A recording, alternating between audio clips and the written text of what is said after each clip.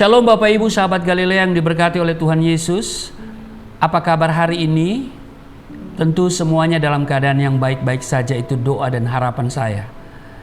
Nah, apa yang kau pikirkan, saudara, buang semua pikiran-pikiran yang negatif, yang hanya membuat engkau gelisah, takut dan khawatir. Mari kita miliki pikiran yang positif, yang sesuai dengan firman Tuhan. Sebab rancangan Tuhan bagi kita termasuk di hari ini adalah rancangan damai sejahtera. Amin.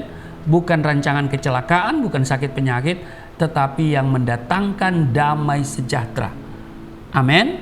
Karena itu sebelum kita memulai tugas dan kerja kita hari ini, kita datang kepada Tuhan, kita bersaat teduh, mari kita berdoa.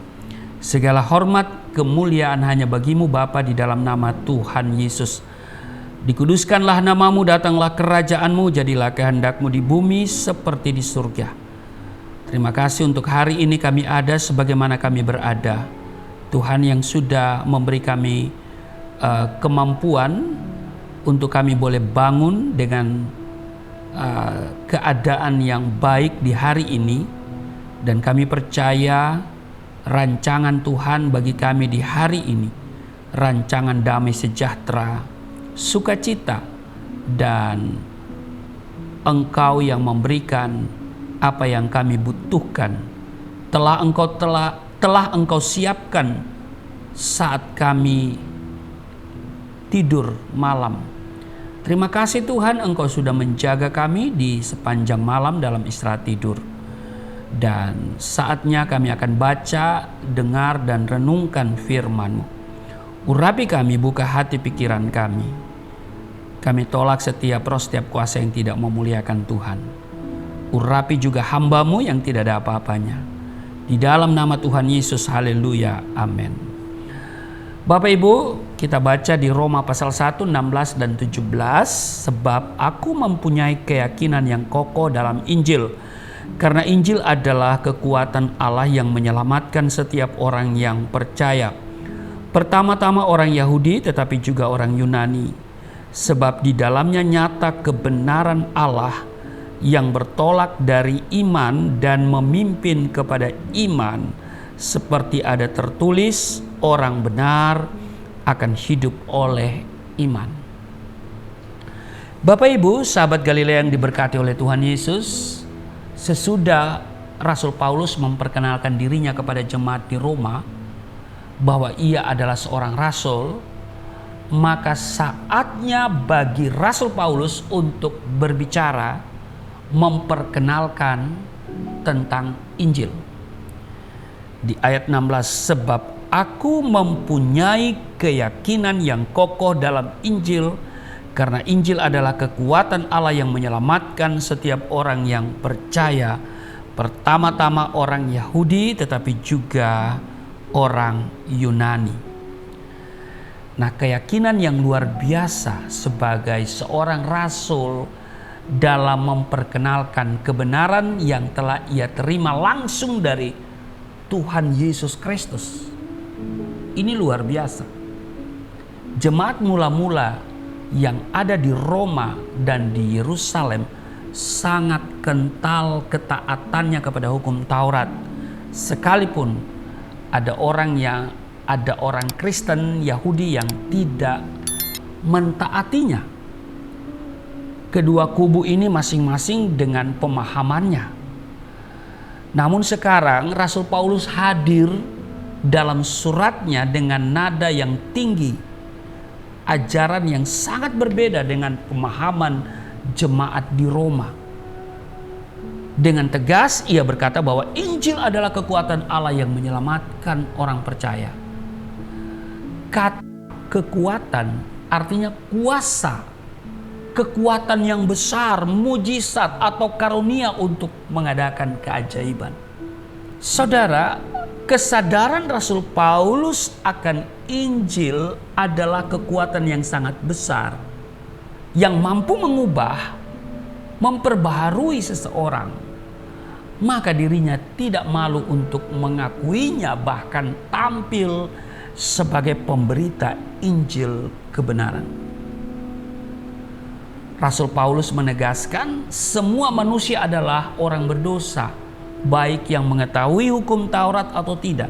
Bahkan ia menjelaskan dalam Roma pasal 3 ayat 10-13, tidak ada yang benar, seorang pun tidak.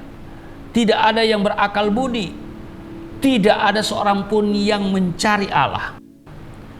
Sungguh tragis kehidupan ini. Mulut berbicara tentang Tuhan, tetapi tidak ada seorang pun yang benar. Tahu hukum Taurat, tetapi tidak melakukannya. Dalam kitab Keluaran, Tuhan memerintahkan Musa untuk memimpin bangsa Israel keluar dari tanah Mesir menuju tanah perjanjian. Dengan tujuan supaya orang Israel beribadah kepada Allah serta hidup takut kepadanya. Namun justru yang terjadi sebaliknya. Umat menyembah berhala dengan melawan Tuhan setiap harinya. Sungguh ironis memang.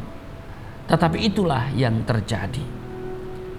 Pertanyaannya adalah bagaimana dengan kehidupan kekristenan kita saat ini? Orang Kristen dipanggil dengan tujuan yang jelas, yakni memiliki keyakinan yang kokoh terhadap Injil, mengakui kebenaran yang adalah kekuatan Allah, bukan sekedar tahu dan hebat berbicara kebenaran, bukan hanya mampu memimpin rapat dan upacara keagamaan, bukan juga karena setiap minggu beribadah di gereja, tetapi dengar baik, ya,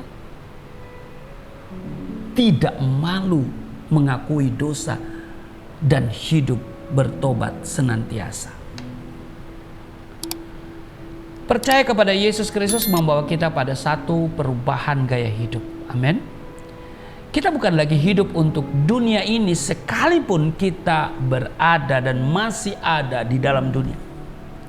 Kita bukan lagi hidup untuk diri sendiri sekalipun kita mampu melakukannya. Tetapi justru kita dituntut hidup benar, mampu untuk selalu melakukan apa yang benar di hadapan Tuhan, karena Ia telah menyelamatkan kita. Amin. Ya. Karena itu saudaraku yang kekasih, sahabat Galilea yang diberkati oleh Tuhan Yesus, Injil adalah kekuatan Allah karena Ia menebus dan menyelamatkan kita. Dulunya dalam kegelapan, ya kan? Sekarang kita telah berada dalam terangnya yang ajaib. Dulunya kita seteru, ya kan? Seterunya Allah, sekarang diperdamaikan dengan Bapanya. Dulunya tidak percaya, sekarang menjadi percaya kepadanya. Dulunya benci, sekarang menjadi mencintai dan mengasihi Allah di dalam Yesus Kristus. Kristus sudah mengaruniakan keselamatan bagi kita. Sudah seharusnya kita tampil menjadi orang Kristen yang berbeda. Amin.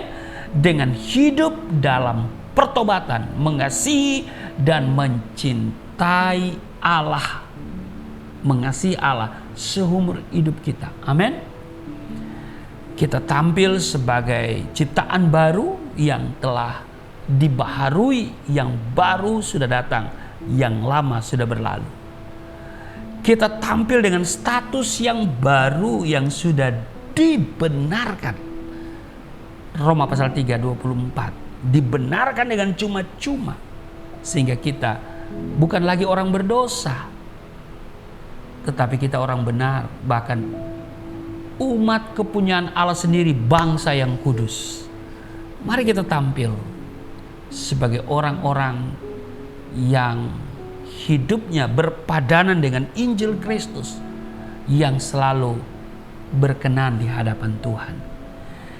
Amin. Tuhan Yesus memberkati. Mari kita berdoa. Terima kasih untuk hari ini. Kami diingatkan supaya kami tampil beda dengan orang-orang yang hidup di sekitar kami yang tidak mengenal Kristus. Kiranya kami semua bukan hanya pandai berbicara Injil, tapi kami mampu hidup berpadanan dengan Injil itu. Kami bukan sekedar tahu dan hebat berbicara kebenaran, bukan hanya mampu memimpin rapat dan upacara keagamaan, bukan juga karena setiap minggu beribadah di gereja, tetapi kami tidak malu mengakui dosa dan hidup di dalam pertobatan yang sungguh-sungguh. Sebab itu yang Engkau kehendaki. Kami percaya Yesus membawa kami pada satu perubahan gaya hidup. Hidup kami menjadi garam, menjadi terang, menjadi berkat, membawa dampak yang signifikan dimanapun kami pergi berada. Terima kasih Tuhan, perlengkapi kami dengan kuasa Roh Kudus, supaya kami senantiasa menyenangkan hati Tuhan. Kami dikendalikan oleh Roh Kudus, sehingga hidup kami benar-benar sesuai dengan status kami sebagai orang benar dan orang-orang kudus, sehingga ketika kami berdoa, doa kami besar kuasanya. Berkati seluruh sahabat Galilea dalam tugas kerja hari ini. Ada pertolongan Tuhan, ada berkat, ada perlindungan Tuhan yang sempurna, ada terobosan yang Tuhan kerjakan, ada promosi yang Tuhan berikan. Mereka semua naik dan bukan turun, menjadi kepala bukan ekor, di dalam nama Tuhan Yesus. Haleluya, amin.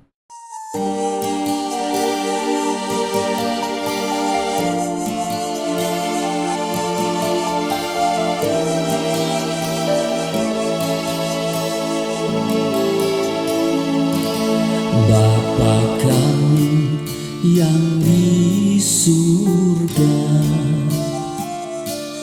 dimuliakanlah nama-Mu. Datanglah kerajaan, jadilah kehendak-Mu di bumi seperti di surga.